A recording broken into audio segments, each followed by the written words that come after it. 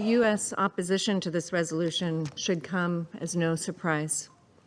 It is unacceptable for what it does say. It is unacceptable for what it does not say. And it is unacceptable for the manner in which it has been advanced. The United States has been clear. We would not support any measure that fails to condemn Hamas and does not call for Hamas to disarm and leave Gaza. In recent months, Hamas has rejected numerous ceasefire proposals, including one over the weekend, that would provide a pathway to end this conflict and release the remaining 58 hostages. We cannot allow the Security Council to reward Hamas's intransigence.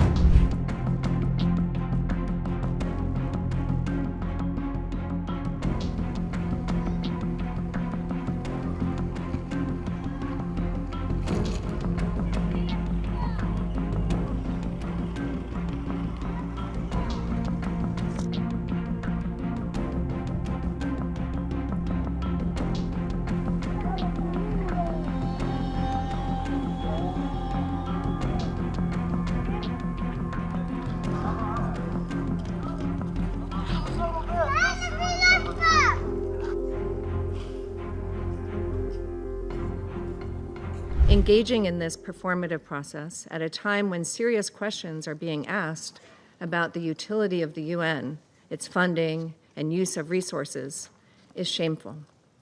This council should not be used in this way.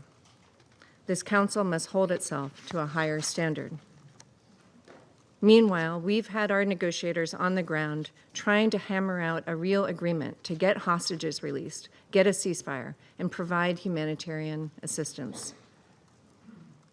Finally, the United States will never stop working to free all the hostages, including the remains of 4 Americans murdered by Hamas, who have now been held in squalid conditions for 607 days.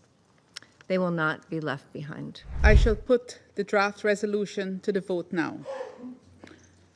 Will those in favor of the draft resolution contained in document S 2025/353 please raise their hand?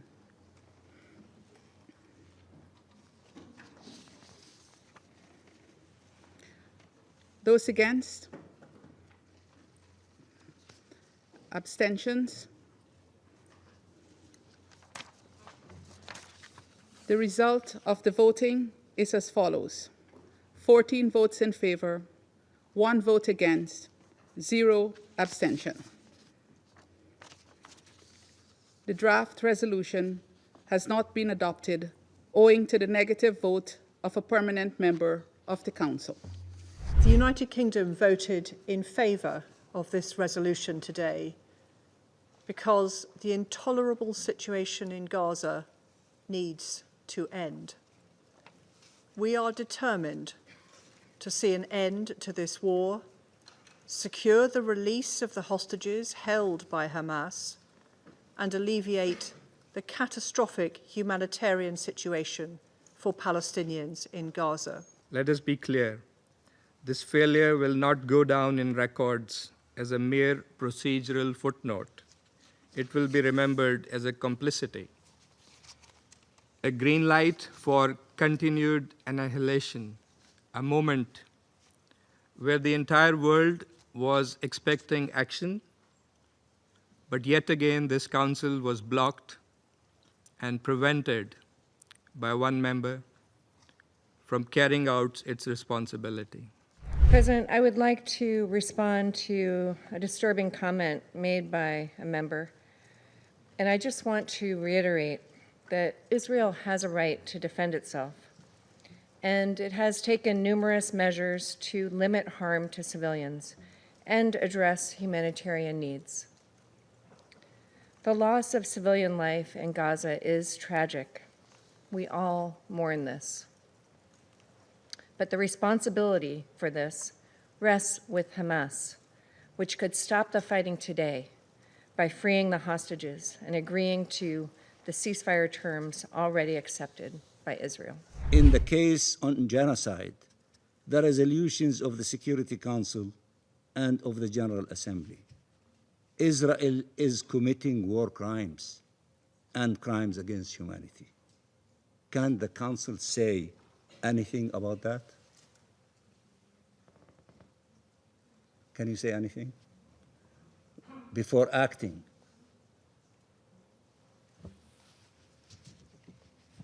The E10 and the demands reflected in the resolution, one would have hoped that these minimal demands that are dictated by humanity, by legality, by morality, would have received unanimous support.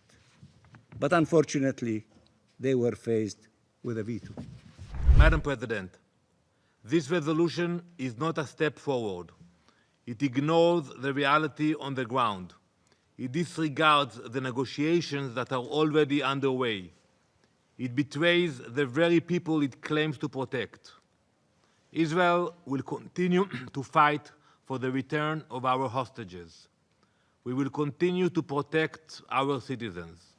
We will continue to cooperate with our partners to deliver aid to civilians. Israel will not stop. We will not rest. We will not abandon our people.